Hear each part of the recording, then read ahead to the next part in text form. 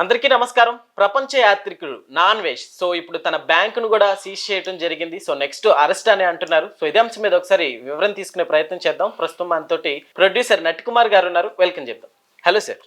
Sir ఇప్పుడు నాన్వేష్ గారు చేసిన ఈ కామెంట్స్ కావచ్చు, సో ఇవన్నీ కూడా అంటే తను నెక్స్ట్ అసలు ఇండియాలో అడుగు పెట్టచ్చు అంటారా? సో అట్లానే ప్రతి ఒక్కరు కూడా తన అరెస్ట్ కోసం వెయిట్ చేస్తున్నారు. మీరేం చెప్తారు? ఫస్ట్ నేను ఒకటి అడుగుతా, మన జన్మభూమిలో మనం పుట్టాం. ఎస్, మన మన పుట్టుక ఎక్కడ పుట్టాం, మనం ఏ ఏ ఏ మతంలో పుట్టాం, ఎక్కడ పెరిగాం, ఎలాగ పెరిగాం. ఈరోజు నువ్వు కోటీశ్వరుడు కావచ్చు, ఈరోజు ప్రపంచ యాత్రికుడు కావచ్చు, ఈరోజు నువ్వు ప్రపంచంలో నేను ఎక్కడైనా బతకవచ్చు, ఎక్కడైనా ఉండొచ్చు, అండమాన్ దీవుల్లో ఉండవచ్చు, లేకపోతే ఎక్కడైనా ప్రపంచంలో మేము ఎక్కడైనా ఐలాండ్లో ఉండిపోవచ్చు, నన్ను ఎవరు ఆపగలరు అనుకోవచ్చు. ఐబొమ్మ రవి గుర్తుపెట్టుకోండి, పట్టుకోండి చూద్దాం అన్నారు, పట్టించి చూపించారు. ఎప్పుడు కూడా మనం మన మన మన విలువలు మర్చిపోవద్దు, మన మూలాలు మర్చిపోవద్దు. సీతమ్మ తల్లి కోసం మాట్లాడే అర్హత నీకు లేదు, సీతమ్మ తల్లి కోసం మాట్లాడే వయసు నీకు లేదు, రాముడి కోసం మాట్లాడే వయసు లేదు. రాముడి నువ్వు చూసుండవు, నేను చూసుండను, సీతమ్మని నువ్వు చూసుండవు, నేను చూసుండను, మన తాతలు ముత్తాతలు కూడా చూసుండరు. కానీ దేవుడు అని చెప్పారు, మనం నమ్ముతున్నాం దేవుడు అని. సీతమ్మ దేవుడు అన్నారు, సీతమ్మ దేవుడు అని ఆ కథని మనం రామాయణం వింటున్నాం అంతే. అంతే తప్ప ఎప్పుడు కూడా పెద్దలు చెప్పిన మాట మనం వింటూ అది ఒక పెద్దలుగా ఈ రామాయణం ఇది భగవద్గీత ఇది బైబుల్ ఇది ఖురాన్ అంటే మనం నమ్ముతూ వెళ్ళాలంతే. అంటే దేవుడు ఉన్నాడు అన్న మాట నిజం, దేవుడు ఉన్నాడు అన్న మాట నిజం. అంతే తప్ప మన దేవుణ్ణి మనం ఏలం చేయి. ఇది ఇండియన్ మొత్తం హిందూ దేశం. ఇండియన్ అంటేనే హిందూ దేశం. ఈ హిందూ దేశంలో మనం మీరు మారుమూల శ్రీకాకుళం జిల్లాలో పుట్టావు. మీ తల్లిదండ్రులను పోషిస్తుంది ఎవరిని? ఒక అల్లానో, ఒక బైబుల్, ఒక యేసుప్రభునో, ఒక హిందూ దేవుణ్ణో ఎవరిని పూజించుకున్నారా? మన మీ అమ్మ నాన్న ఉన్నారా? నేను రెండో విషయాలు అడుగుతున్నా. ఓకే, నువ్వు నాస్తికుడు కావచ్చు, నువ్వు దేవుణ్ణి నమ్మకపోవచ్చు, కానీ నమ్మే వాళ్ళని నువ్వు ఇబ్బంది పెట్టొద్దు. నమ్మే వాళ్ళని నువ్వు వాళ్ళని అంటే ఎగతాళి చేసి మాట్లాడకూడదు.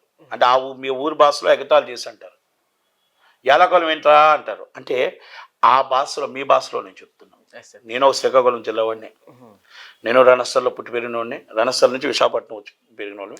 ఇప్పటికీ మా తాతలు ముత్తాతలు కూడా శ్రీకాకుళం జిల్లాలో ఉన్నారు. కానీ మన జిల్లాకు మన పేరు తెచ్చే విధంగా ఉండాలి, మన జిల్లా వాళ్ళే మనం తిట్టే విధంగా ఉండకూడదు. అలాంటి వ్యక్తి ఇప్పుడు అరెస్ట్ చేస్తారు, అకౌంట్ ఫ్రీజ్ చేశారు, ఇంకోటి ఇవన్నీ కాదండి. ఫస్ట్ మనం తెలుసుకోవాల్సింది మన దేశాన్ని దగ్గర ఇంకొకరి దగ్గర కించపరచకూడదు, మన మతాన్ని ఇంకొకరి దగ్గర కించపరచకూడదు, ఎదుటి మతాన్ని కూడా కించపరచదు. మనం ఏ దేవుడిని అయితే నమ్ముతున్నామో మన దేవుడు మనకు గొప్పవాడైతే ఎదుటి వాళ్ళ దేవుడు కూడా అంతే గొప్పవాడు. అంటే మీరు నమ్మకపోవచ్చు, నమ్మిన వాళ్ళని మాత్రం మీరు మోసం చేయొద్దు, నమ్మిన వాళ్ళని మీరు ఎగటాలు చేయొద్దు. అంటే నేను ఏలాగోలు చేయొద్దు అని చెప్తున్నాను. దయచేసి అన్వేష్, నువ్వు పెద్దోడు అయిపోయావు, నువ్వు చాలా గొప్పోడు అయిపోయావు.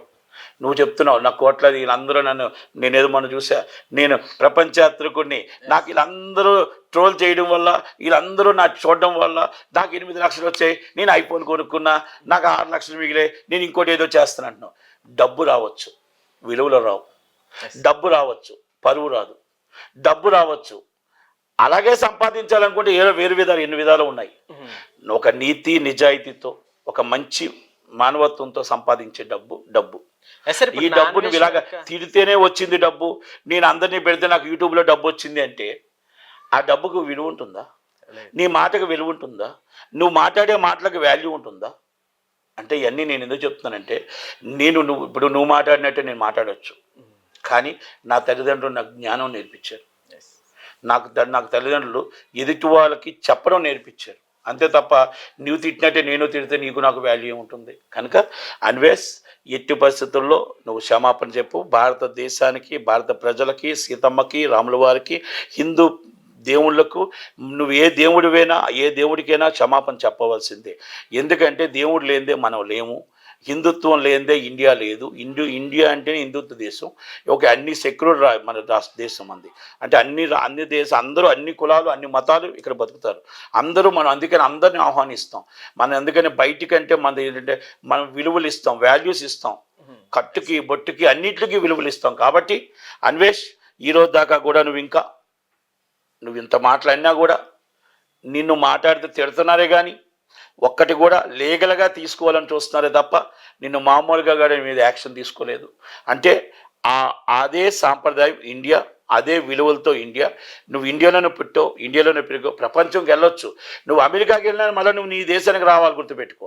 నువ్వు అమెరికాకి వెళ్ళినా నీ శ్రీకాకుళం జిల్లాకు రావాలి, గుర్తుపెట్టుకో. నువ్వు ఎక్కడికి వెళ్ళినా నీ తల్లిదండ్రులు ఇక్కడే ఉన్నారని గుర్తుపెట్టుకో. నువ్వు ఏ దేశానికి వెళ్ళినా, నువ్వు పక్క రాష్ట్రానికి వెళ్ళినా, నువ్వు ఐలాండ్కి వెళ్ళినా, నువ్వు ఈ హైదరాబాద్లోనో ఈ విశాఖపట్నంలోనో నువ్వు ఎక్కడో కాడికి రాక తప్పదు. వచ్చేటప్పుడు మన తల్లిని ఎంతో మన మాతృమూర్తిని ఎంత తిడుతున్నామో, మన మాతృదేశం ఎంతో, మన తల్లి తండ్రులు కూడా అంతే. అది గుర్తుపెట్టుకొని మనం ఎట్టి పరిస్థితుల్లో ఎదుటి వాళ్ళు కించపరిచే విధంగా చేయకుండా క్షమాపణ కోరి ఇప్పటికైనా లొంగిపోతే మంచిదని. కనుక దయచేసి నువ్వు అలా చేస్తావని, నువ్వు అలాగే మీ తల్లిదండ్రుల మాట నిలబెడతావని కోరుకుంటాను. Thank you very much.